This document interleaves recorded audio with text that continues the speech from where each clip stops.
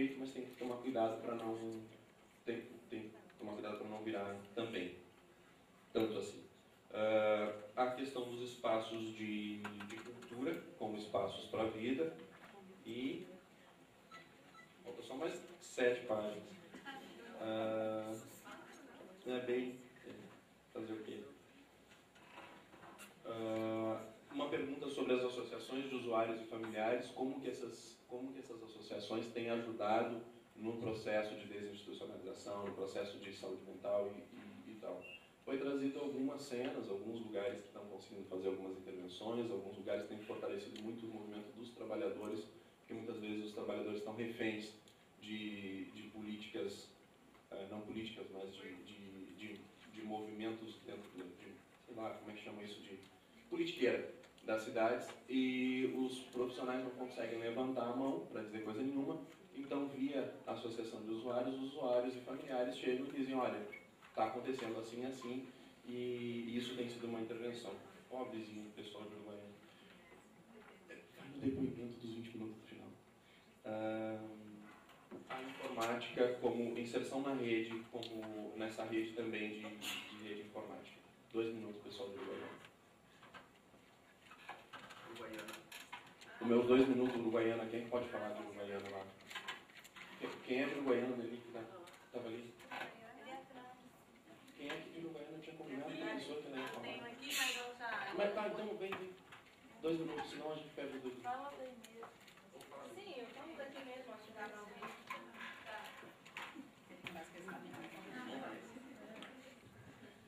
Sim, bom dia. No nosso relato, no caso de Uruguaiana, nós não temos residências terapêuticas. O que nós temos lá são, no caso, é uma casa, são 2 casas, né? Mas, obviamente, nós trabalhamos só com uma. E eu tenho em torno de 15 pacientes que eles pagam para morar nessa casa, com direito à alimentação. Eles têm, o CAPS busca ele 2 ou 3 vezes na semana, no caso, para fazer consultas, oficinas, e eles têm total autonomia eles escolhem esse lugar para morar.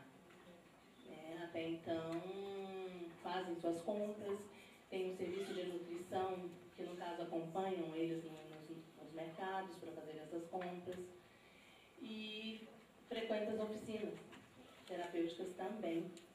E às vezes as oficinas também vão até essa casa.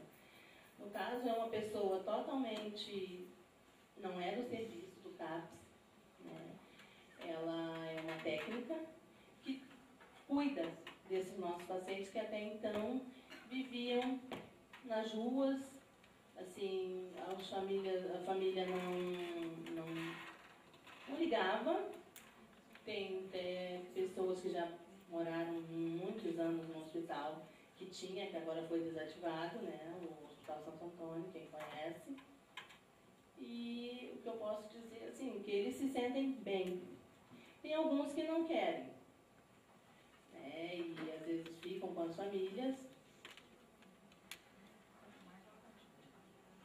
No caso, eles pagam R$350 com direito a água, luz, alimentação e cuidados, né? E quando nós temos a reunião de equipe no CAPS, essa pessoa que cuida dessa casa participa também, sai para fazer compra com esses pacientes, com esse restante, que no caso eles não têm, nenhum morador de Uruguaiana é contemplado com o de volta para casa, né? Eles têm só o auxílio do LOAS.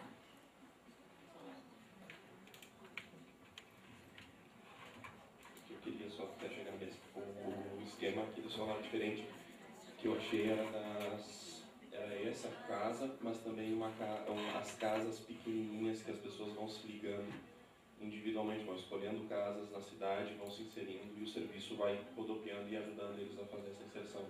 Era essa mais do que essa casa grandona, era essas casinhas pequenas que eles têm, se ligam com pessoas que são amigas, eles não têm para acolher pessoas que vêm de fora e começam a circular pela rua, pela cidade.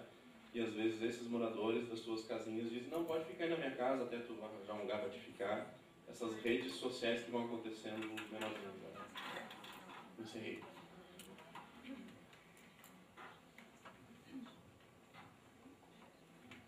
Então, como nós havíamos combinado, em torno de 15, no máximo, minutos para a gente poder, então, passar para outra mesa. Eu acho que seria interessante nós pensarmos assim, o que não foi contemplado, né? Se for comentando tudo, como diz a colega, não vai dar tempo de se privilegiar as outras oficinas. Então, vamos controlar 15 minutos. Então, quando a Gisele colocou a respeito do PVC, eu queria falar sobre a questão da conta, da abertura da conta.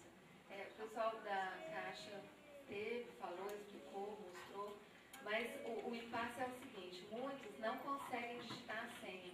E o representante legal, no documento que está escrito dentro da apostila do Ministério, que depois traz aquele documento oficial do representante legal, no formulário, ele não fala em momento algum que tem que registrar em cartório e tal. Só que quando chega no banco, aí o gerente exige que seja registrado em cartório, o cuidador não quer fazer isso, o referente técnico do CAPES também não quer fazer isso porque ele é um servidor público, ele não está interessado em problema no ponto de vista seguinte, vai cuidar de dinheiro.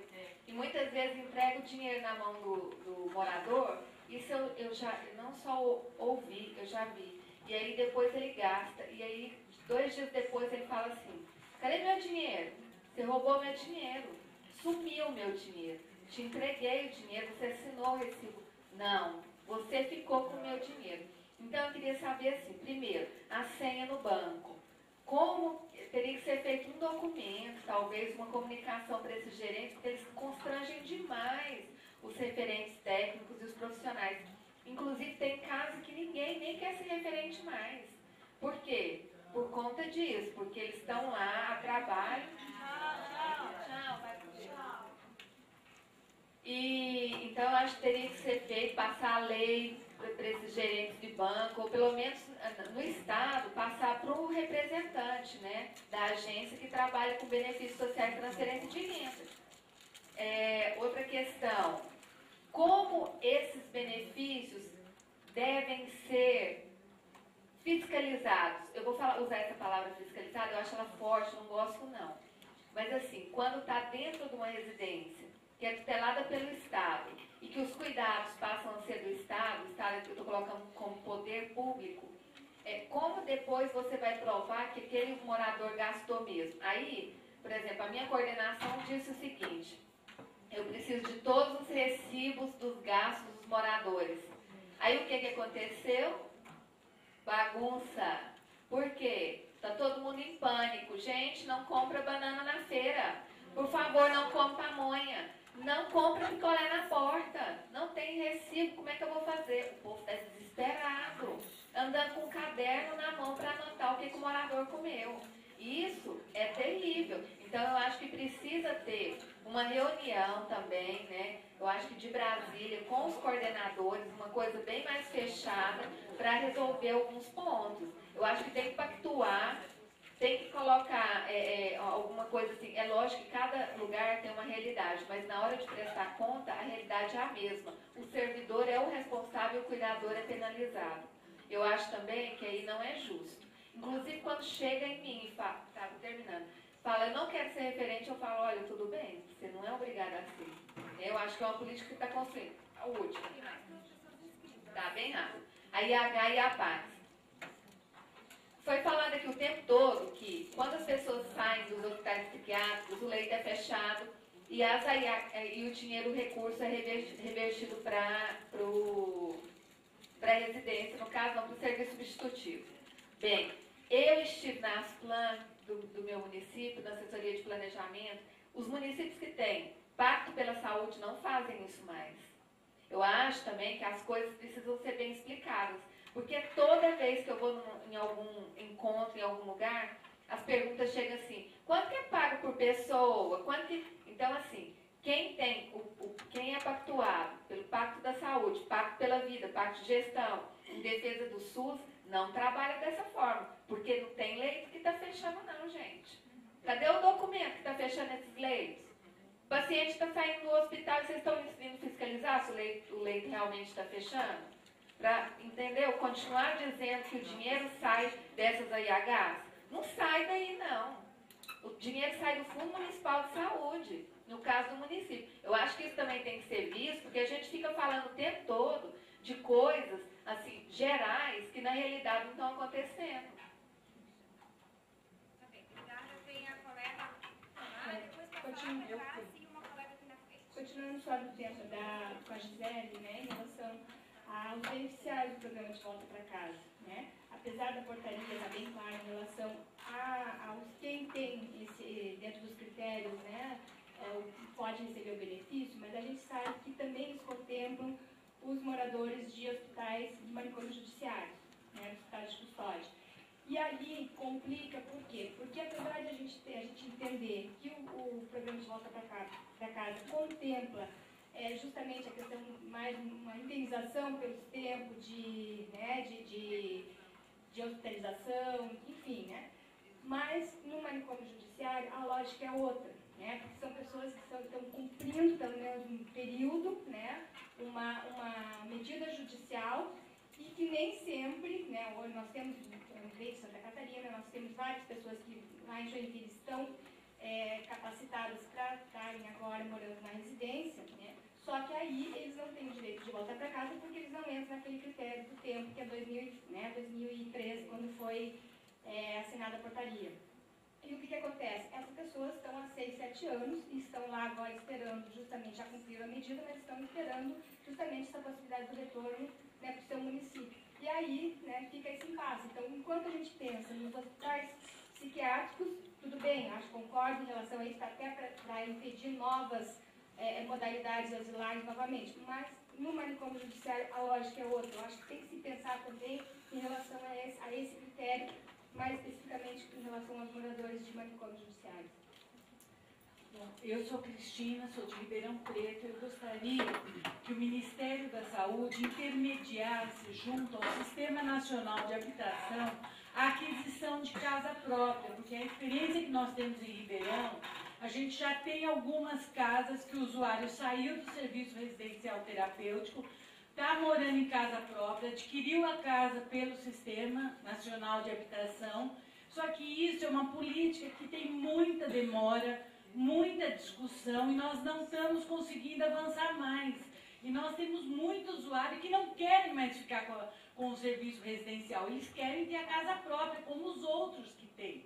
Nós já temos 3 grupos que adquiriram a casa própria, pagam há mais de 15 anos, totalmente livres de todos nós, profissionais de saúde, vão no serviço só para atendimento, mas a gente não está conseguindo avançar nisso. Então eu queria uma intermediação do Ministério da Saúde em relação a isso. Tá? Como no serviço público se pode fazer só o que a lei determina, eu acho que tem sugestões bem práticas que eu gostaria de registrar. Primeiro, é possível dar essa legislação e normalização desses recursos em que um percentual desse recurso seria destinado para manutenção das necessidades coletivas, vamos dizer assim, água, luz, etc., e que seria administrado pela casa, e um percentual que fica à disposição do usuário que não tem que prestar conta do que ele usa. Acho que aí resolve um problema legal.